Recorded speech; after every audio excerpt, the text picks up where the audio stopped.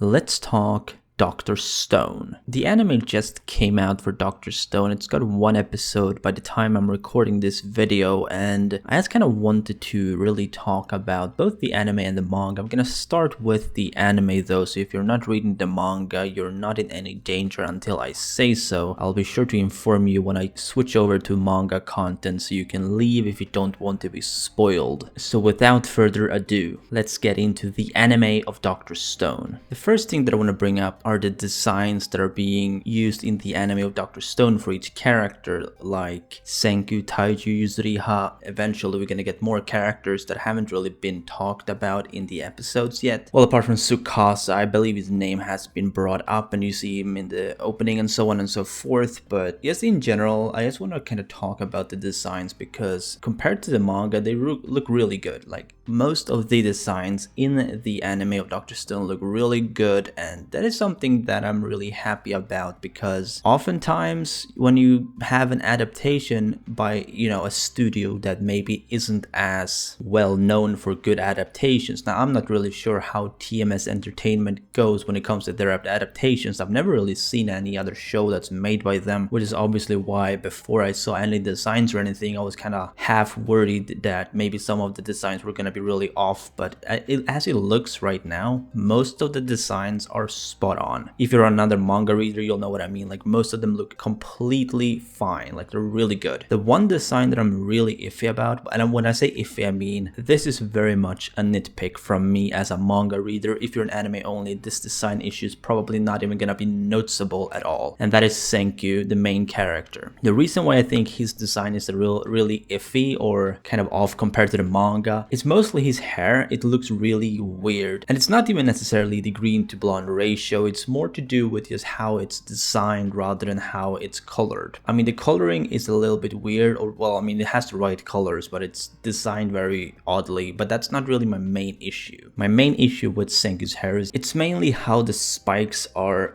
designed rather than the actual coloring or anything like that. They just look really strange to me. Like sometimes his hair look really straight, kind of like Polnareff from JoJo, except spikes at the top, which isn't really what Senku's supposed to look like. That is probably my main issue with Senku, and it's something that really bothers me sometimes, especially during the first episode. I don't really know what's gonna look like in the future of the series. In the opening song, he looks really good. So, I have hope that either it's gonna be like a really temporary thing or it's gonna be something that I'm just gonna get used to, It might have to do with, making him a lot easier to animate in this series, because that does happen a lot of times, they'll simplify a main character's design simply because it may be too complex to be more consistently used in an episode, because an animator needs to be able to draw a character really consistently to the same degree in order for it to look really good, which might be a problem sometimes with Senku. I'm not really sure. I mean, I would not imagine so, but maybe that is the issue. I don't know. Anyway, as I said, it's just a nitpick really, not really anything big. I'm just a huge fan of Senku, which is why I, more than most people, probably noticed this and wanted to talk about that. But I'm not really gonna go further into the designs because like I said, most of the designs looked really good, especially in the opening when looking at some of the characters that haven't really been introduced into the anime yet. They look really good as well. Like I recognize every single character spot on. Like they are not much different from the manga, apart from maybe slight details that don't really matter, or sometimes these details can be considered improvements. Now, in the first episode of Dr. Stone, there were a few things that obviously were left out from the manga, but I'm only going to talk about one of them, and it's going to be kind of brief because I'll be honest with you, it's not actually important. It's just a really fun scene that I was hoping to see that didn't really happen, which was when Donald Trump was petrified at the beginning of the story. When everyone else gets petrified, you see how Donald Trump in his office sits in his chair, behind his desk, is devastated at the fact that he has so much else to do that he will not be able to do because, well, he gets petrified obviously. And I was just really hoping to see that because, well, it's just the kind of thing you want to see. You want to see the president of the United States get petrified and gets ruined, to the point where he's no longer going to be alive, probably, unless he's lucky and gets depetrified at some point, which could happen, who knows, but I don't know. Now, the third point that I really want to talk about in the anime, which is probably going to be my last point when it comes to the anime as well, is how does Dr. Stone feel as a watching experience as opposed to a reading experience. Now obviously I can only really compare the first episode because that's the only thing I've seen, and it looks kind of good actually. Like as a watching experience, it actually doesn't feel bad at all. Like some people were thinking that, you know, Dr. Stone might be a lot better as a manga rather than a anime, simply because it might be designed to be a reading experience rather than a watching experience, but TMS Entertainment seems to be really doing a pretty decent job at making this a watchable experience.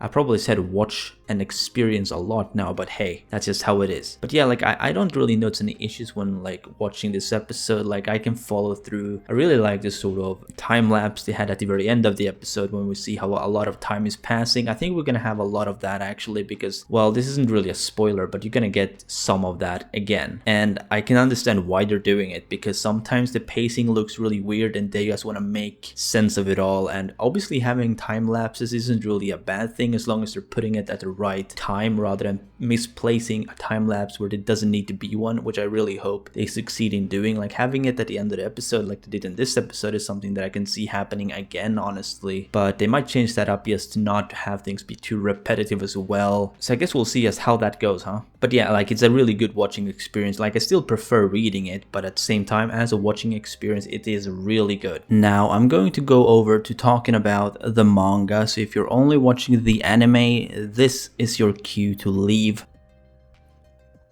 Alright, let's talk about the manga. First thing I want to talk about in the manga is what's happening in the manga right now. They're obviously at this island. I don't even know if this island has been named, like I might have just forgotten the name of it, but obviously Senku, Kohaku, Ginro, Gen, and previously we had Ryuzu and we had Chrome as well, but they've been petrified. So we have a bunch of people, some new people, like Amaryllis is obviously one of the new people that's kind of been part of the main cast in this arc at least. Obviously she's not really gonna be extensively part of the main cast. I'm pretty sure she's going to remain on this island even after this arc. Like I don't see her following them further or even back to where they came from. But yeah, like I really like how they're changing up the cast in Dr. Stone quite frequently, so you get to meet and learn about a lot more new people rather than having the same like 4 or 5 people all the time. I mean, some of them are obviously gonna stay more than others, but then like in this arc you have Ginro, which is kind of an interesting pick, and they left out characters like Kinro, and obviously they left out other characters as well, like Kazuki or whatever his name is. He's no longer part of the main cast in this arc, which I really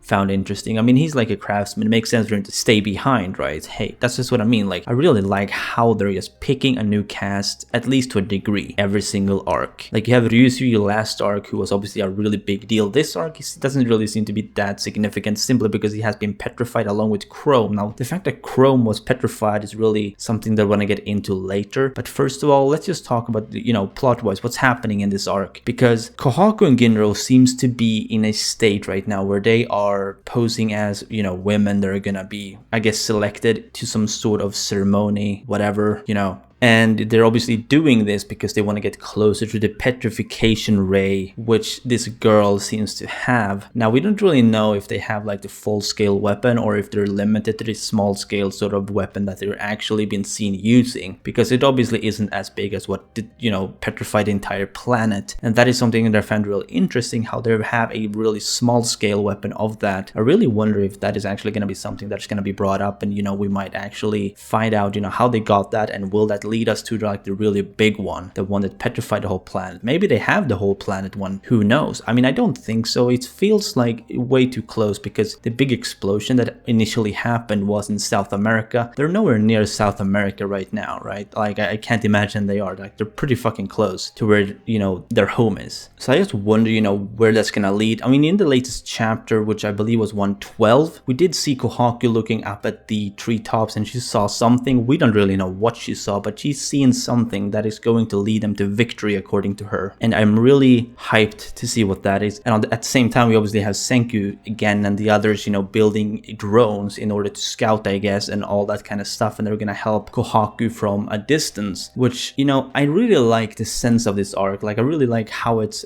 built up or set up, where we have Kohaku being like the kind of main character in a way, whereas Senku is just leading her, telling her what to do kind of thing. I really like the idea of that because it kind of makes Kohaku seem very useful. I mean, she's been useful in the past arcs of Dr. Stone, but in this arc, she is definitely someone that I would say is being looked upon as someone even more useful. She's becoming more of a main asset to the team, which is something that a lot of shonen lack. They really don't utilize their females enough, and I like to see that Dr. Stone is doing just that. Alright, so let's talk about Chrome, because Chrome being petrified is something that actually, at least to me, it's very interesting because he is someone who has grown up in this world of stone. He has grown up knowing nothing else but this, desert world, with no other people other than the Ishigami village and so on and so forth. So for him to be petrified, he's really getting that sense, he's getting that thrill of being petrified. He's gonna feel what it's like to be Senku and Taiju and everyone else,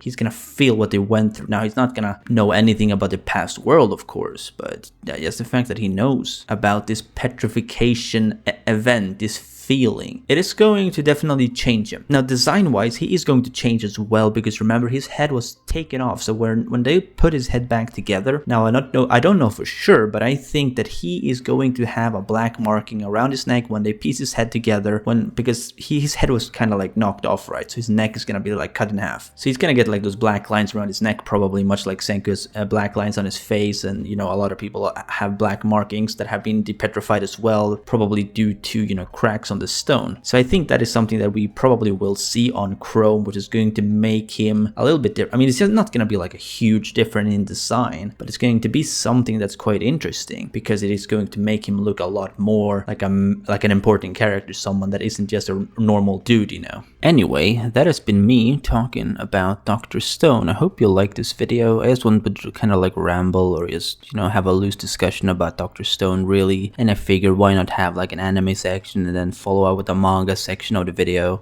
so everyone is happy, right? Anyway, if you did, be sure to Detroit smash that like button if you enjoyed, and subscribe if you haven't done so already. This has been Chaotic Plus, and I'll see you next time.